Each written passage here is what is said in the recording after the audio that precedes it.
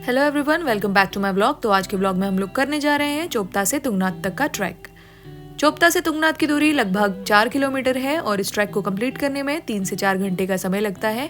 Track की starting में मिले हमें थोड़े बादल और उसके बाद ऊपर जाके हमें दिखी घास से लदी हुई हरी भरी वादियाँ, जहाँ कुछ लोग पैदल चल के ये ट्रैक कर रहे थे और बाकी के लोग घोड़े खच्चर में बैठ के ये यात्रा पूरी कर रहे थे।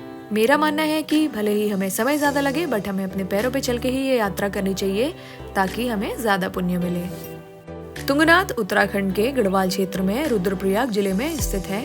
ये पंच केदार में से एक है और दुनिया में सबसे ज्यादा हाइट में स्थित शिव का मंदिर है। महाभारत के युद्ध के बाद जब महादेव पांडवों से रुष्ट हो गए थे तो पांडवों ने ढूंढते हुए केदारनाथ पहुंचे, जहाँ महादेव ने एक बैल का रूप ले लिया था और बैल के झुंड में जा घुसे।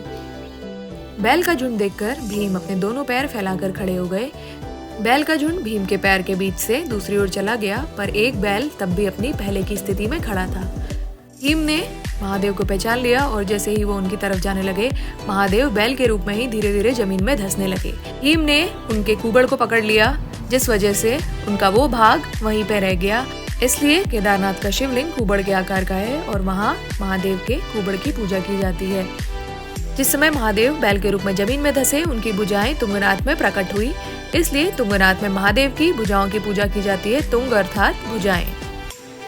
ऊपर जाते जाते हमने लिया चाय का आनंद और आगे चल के हमें दिखा एक गिनी पिग, जिसे वहाँ के लोकल लोग बिना पूछ का चूहा बोल रहे थे। फाइनली हम पहुंचे अपनी डेस्टिनेशन, अपने महादेव के पास। हमने किया जलाभिषेक।